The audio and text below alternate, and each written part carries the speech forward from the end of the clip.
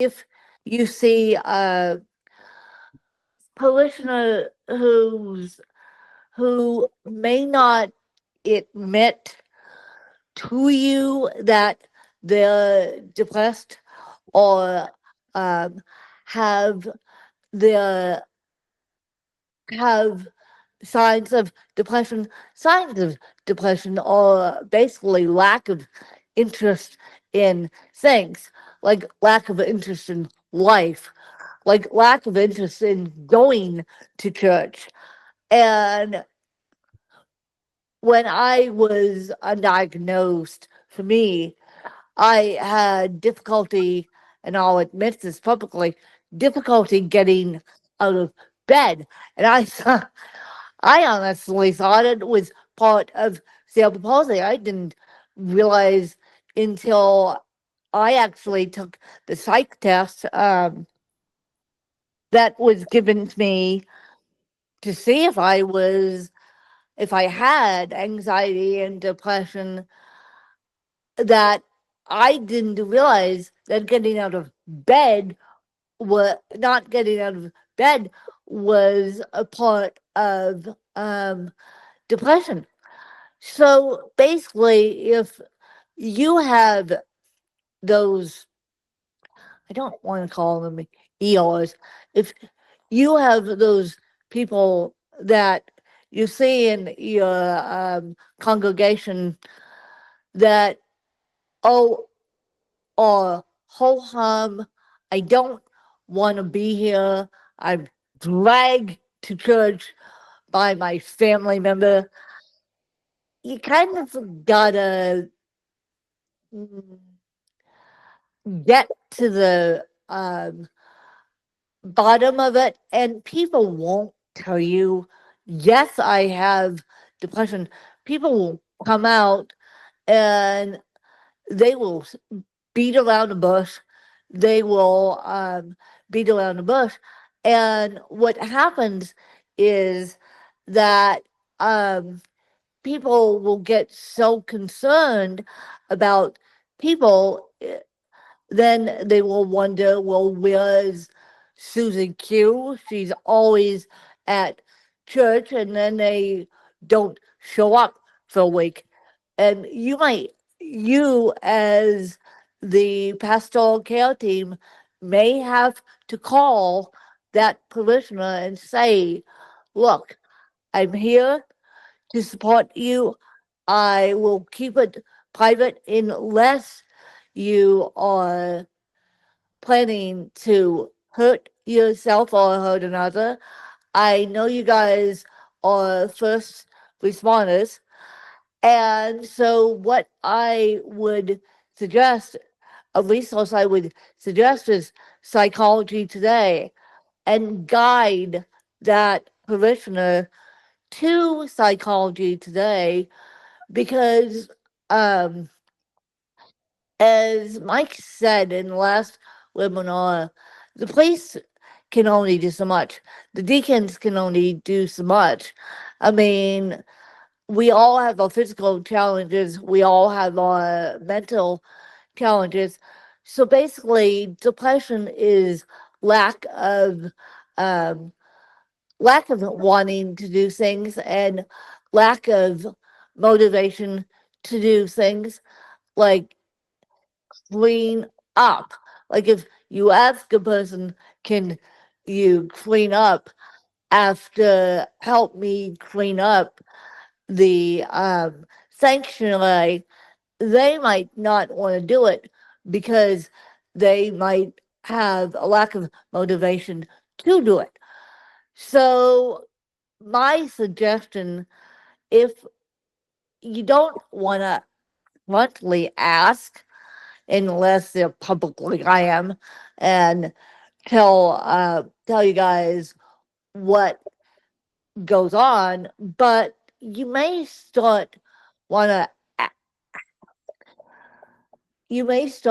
ask mom and dad whether they have seen signs of what looks like depression, and whether they have seen signs of lack of motivation, or you may just want to say, look, I'm here when you're ready to discuss it. Come find me, or I'll do it privately in your own home, or we can talk on the sidelines. Um, my most of listeners have a good relationship with their priest and their deacons, so they will come out to a deacon or priest, but you may have to do a little bit of digging, and for some weird reason, you may just have to watch parishioners like a hawk to make sure they don't do anything to harm one another or to harm you guys. But basically, depression is lack of motivation to do things. Now, I will tell you, I am on um, depression medication. It has helped me tenfold, and my lack of motivation doesn't exist anymore. But I will tell you, I had struggles getting up out of bed every day and taking myself to the bus to go to church. And so many people did not know that I was hiding a big giant monster until I got diagnosed after coming out of rehab after my back surgery. I mean, I had my church support me when I had my back surgery. Also, they supported me so much that I felt that it was a duty to them, to human society, to have me be a functioning person in society, that I needed to figure my life out. So basically, what I'm telling you guys is to stand by those parishioners.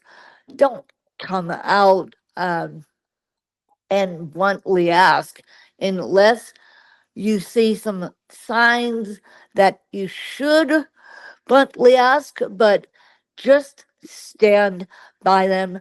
Like, next slide. And anxiety.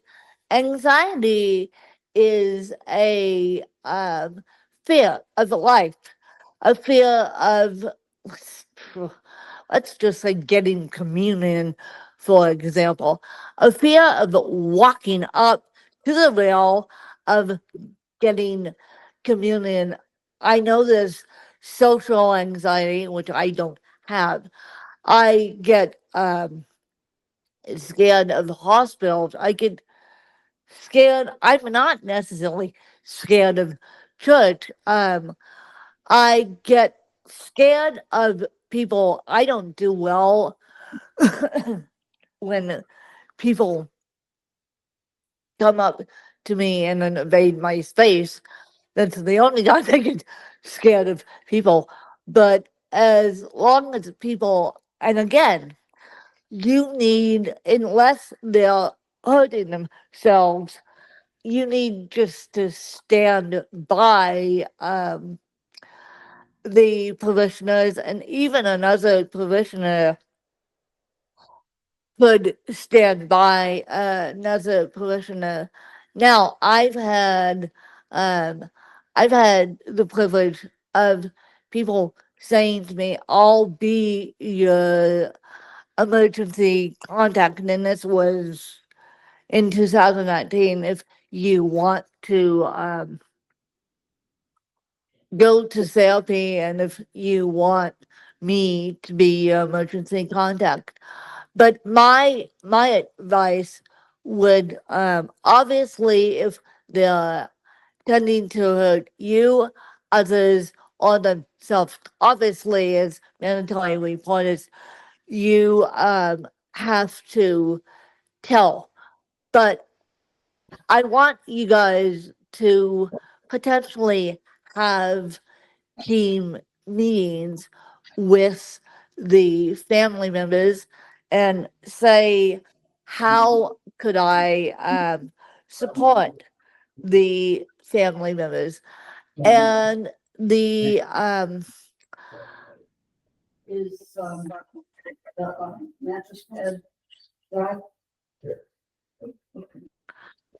so somehow Mike disappeared the slide. So, but what I was saying is that you it takes a team effort to go support the family members, and what will end up happening is the family members will say, no, my son or daughter doesn't have depression, or they've been moved. The family members will beat around the bush. No, my son or daughter doesn't have anxiety. They're just scared of life. And until you get truly diagnosed, you don't know how to deal with it. So, what I would say, and I've been told this by counselors, is go to Psychology Today, use Psychology Today um, as a resource, and just say, I'm here to witness what you're going through. If you need my help, let me help you. But anxiety is basically a fear of life. Depression is a fear of lack of motivation to do things, and anxiety is a fear of life. Social anxiety, which I don't have, is a fear of going out and being around people. Now, When woof, can go I ahead. can I ask a clarifying Yeah, question real quick? go. Um, so you mentioned going to Psychology Today. That's a magazine. What do you mean by going to Psychology Today? Are you That's it's actually good question. It's actually a website. It's not a magazine. They've made a website out of it. And what it will tell you is there will be counselors in all 50 states. Now, you will have to interview you will have to ask the professional to interview their own counselor, but basically, counselors are trained to deal with anxiety and depression. Some specialize in it, some specialize in it, others do not. But basically, if you go to Psychology Today and pull down all 50 states, um, you can read bios of counselors. Let's say in Arizona, you can read bios, let's say in Alabama, and it should say what they specialize in, whether they specialize in single commas or family marriages or disabilities, or I'm truly blessed that I have my own counselor that specializes, well, I shouldn't say she specializes in disabilities, but she has a family member with cerebral palsy. So she gets where I come from. She gets the aid situations. She gets me. So basically, what you're going to have to do for your parishioners is guide them to Psychology Today, and maybe join them if they're too scared to figure out to go see a counselor and then to go see a psychiatrist to get diagnosed. Maybe you sit via phone with them and have them dial the counselor, and maybe you make it a pastoral care project. But at the same time, counselors will lead you to psychiatrist, or psychiatrist will lead you to counselors. There's also a free mental health support group nationwide, and it was founded here in Arizona. I'm actually a member of it. It's called Codependence Anonymous, and basically what Codependence Anonymous does is teaches you how to have happier, healthy, happier and healthier relationships with people, whether it's colleagues, whether it's friends, whether it's church members, whether it's whoever you're dealing with.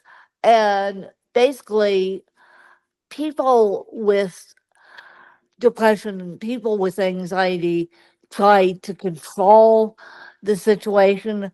Well, Codependence Anonymous teaches you how not to take over the situation, and I know that's really hard for priests not to do, and I know that's really hard for priests to guide people in the right direction. But at the same time, you guys need to ask for help from the psychiatry field and from the counseling field, because at the end of the day, how are we going to make our village happy? And when Mike, next slide. And when I got diagnosed with anxiety and depression, I was already in church. It just reared its ugly head because, um, and I had a deacon come into the recovery room, and it just reared its ugly head after five five and a half hours of back surgery. All of a sudden, depression and anxiety reared its ugly head, and I didn't even know what was going on in my head.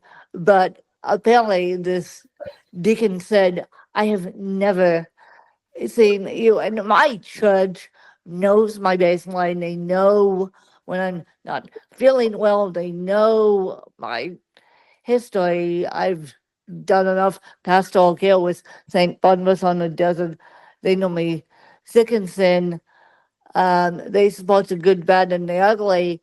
And when this person came into recovery to see me 4 to 5 minutes, one of the first things she said is, "When I have never seen you so scared in your life, the little that I know you, and of course I know your baseline." So that really got me thinking. Now, granted, if you say to someone in the hospital, or if you, as pastoral care teams, mention that this person may be depressed, doctors will take that seriously. So, what I did, I squished it until I got out of um, rehab, but I wasn't in the best mood to be in rehab, and people saw a lot of tears. People saw a lot of tears, but I knew I had the safety net of church, and I knew if I came out to church, they would be proud of me for getting myself diagnosed. But what the straw was that broke the camel's back was my back surgery in 2024. I knew that something was wrong when I woke up after 5.5 hours, and I knew my head wasn't right. Now, I knew that hospitals give me anxiety, they always have, but I knew that it was on a deeper level, that I knew I had to look for help. And I wasn't relying necessarily on the church. The church is a great step. And with my PCP, I'm lucky enough to have access to 3 registered nurses. And if you have registered nurses in your congregation, even retired ones, they can guide you they can guide pastoral care teams to getting parishioners help. I mean, at the end of the day, it takes a village. And until these parishioners start looking under rocks, they won't know what hit them. And so they might feel these feelings and squish it. So what I landed up doing is telling a registered nurse friend of mine that I felt these feelings, and she said, "Call your PCP." Well, what ended up happening is my PCP said, "Well," I said on the phone, I said, give me a drug for depression. I feel like I have depression." And I always said, after my mom died, which was in 2010, "I think I'm depressed. I think I'm depressed. I think I'm depressed." And everyone said to me, "When you're anxious, you're anxious, you're anxious." They use it as a joke against me. Ha ha. Not very funny now, looking back on it. And so it's like you got to start digging on the rocks. And medical advocacy is one of those things that you got to stand there quietly and witness a parishioner's sob story. And with my particular PCP, I said, "Give me a drug for depression."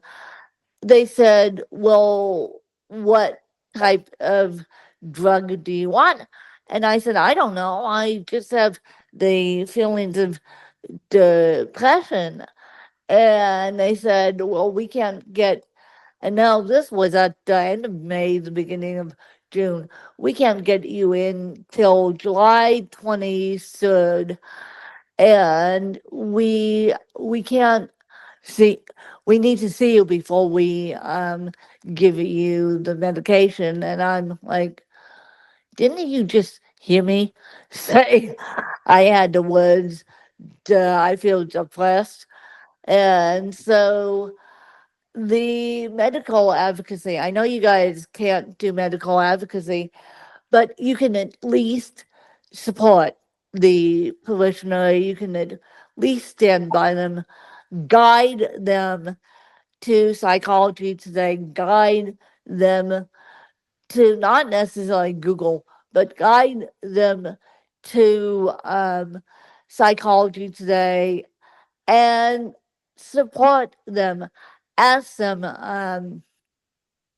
when you meet with them in a pastoral care setting, have you taken the steps to go to Psychology Today and actually look for a counselor or a psychiatrist, or would you like a little bit more help?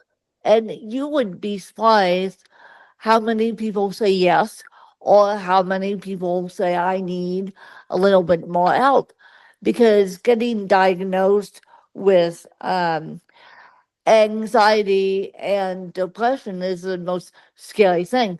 Now, I've told my church, and they know this, and they're trying to teach it to everyone else. They know this because of my anxiety medication, which is Zoloft. I can't take the wine at church. They know this, so they don't give it to me. And that that was the easiest. That was one of and I told one one deacon, and she happened to follow suit and then work with everyone behind the scenes. I know she did, to say this parishioner can't take the wine because she's on antidepressants, which I think churches need to know. They don't need to know their parishioners' medical history, but they do need to know whether they're on antidepressants, because mixing wine with antidepressants isn't a good thing. So the church has given me, how has the church helped me? The church has given me a lot of peace around me having anxiety and depression, because I know that God loves me no matter what shape I'm in. So we've got to start breaking the stigma, and we've got to start breaking the silence about anxiety and depression, and we've got to start supporting those who are suffering. Like, next slide. And so Google definitions. Google definitions, as I said, depression is lack of motivation, and possible causes are stressing at home, and stresses financially, stresses with their own disabilities. A lot of disabilities have come with bucket of anxiety and depression, at least mine did. And I Googled it. I Googled, does cerebral palsy come with anxiety and depression? And the answer is yes. And so what ends up happening is that you kind of have to look under every rock. And what anxiety is by Google is, it's a fear of wanting to do things. It's a fear of um, now there's medical PTSD, medical post traumatic stress syndrome, which is a fear of going into hospitals, which I and another thing I have to tell you guys is, they there is such a thing as a weighted toy. I'm looking, as I give this webinar, I'm looking at a weighted Elmo, which I found on Amazon. Yes, I said Elmo. And yes, I brought him to my knee surgery back in February, because he's weighted, and the weighted toys help with anxiety. And I don't know if you guys can get, I found Elmo off of Amazon.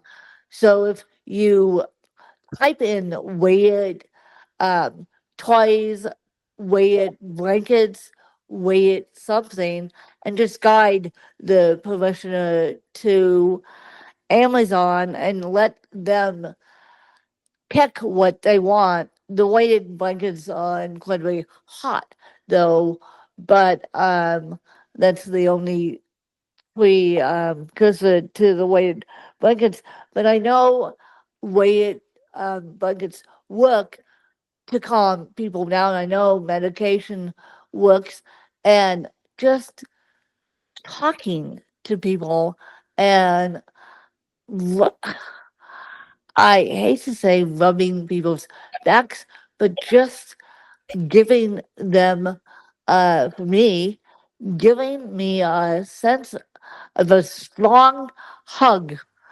A strong hug works for cerebral palsy, and people know this, that I am a hugger. I like receiving hugs, but we've got, as I said, we've got to start breaking the stigma, and anxiety and depression could affect could definitely affect one's self-esteem. I mean, it's a self-esteem issue. Do people like me? Am I received by my church family? And anxiety and depression, in my case, anxiety, eh, well, primarily anxiety and not depression. When I was undiagnosed, I had trouble sleeping, and that is one of the common signs there, because my brain wouldn't shut down enough for me to get sleep. And that is a whole host of problems when I don't get enough sleep. So it's daily behavior, it's energy levels, it's um it's also self-esteem, and it's concentration, and that's what I wanted to bring up tonight, is more about concentration than anything else. Getting people to concentrate on the Holy Gospel when they have undiagnosed anxiety or depression is an absolute show and a half, because until the brain gets the metabolism boost it needs from those anxiety medications, at least in my case, um, then I'm able to concentrate more on what is being preached. And I know we all want all parishioners to take something away from church. We don't care what it is. Maybe some of us do, but we at least want the parishioners to be happy at the end of the day. Mike, next slide.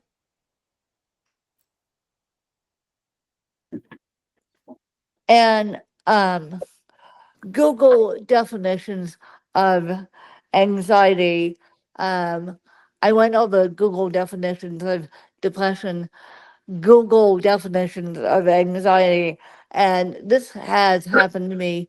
If a parishioner goes, man, I am breaking into a sweat, and we're in a AC, air conditioned um, hall, that may be a sign of anxiety, because breaking into a sweat is the person is anxious around people. And fast heart rate is another sign of anxiety. And then being tired is also, now, being tired is a sign of depression and a sign of anxiety. So you may have to ask one of ask a psychiatrist or ask a, counselor, what is the difference between being tired and being depressed and being tired, and being anxious and being tired, because until last night when I was putting this together, I didn't know that they were common. Being tired was a common symptom of the both. So you guys may have to dig a little deeper. And if you want, I will send you more information about that because um, I want to know myself why the two coincide of being tired. I guess holding anxiety and holding being depressed and lack of motivation makes you tired, and being fearful of every single little thing makes the body exhausted. Next slide, Mike, please. And so, pastoral care, pastoral care should remain private. But as I said, if you see a parishioner hurting themselves, wanting to hurt others, especially you guys have to let the cat out of the bag. But in the privacy, you can mention to them about psychology today, or have a family pastoral care session and tell the family, I'm here for your son, daughter, or yourself, and I just want to help. Here are some resources to help. I can need, I can sit on the phone with you guys as you call the counselor, or we can put a announcement in the bulletin saying we need help of a retired counselor or psychiatrist. But basically why we're here tonight is let's break the stigma. Let's not cause any more opioid addicted people, because the depressed will go after the opioids like there's no tomorrow. And I know from my own personal experience that doctors, normal PCPs, have a hard time diagnosing the opioids, but giving the opioids and diagnosing the final diagnosis, but they do have a hard time giving the opioids. And so, what we need to do as church members and as a human society is support those in need. Next, next slide.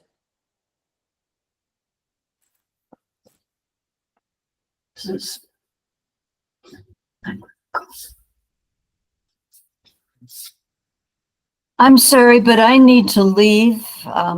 I've got a cat who's bugging the heck out of me. So That's okay, Robin. this has been really good. So Yeah. thank you all. And You're welcome.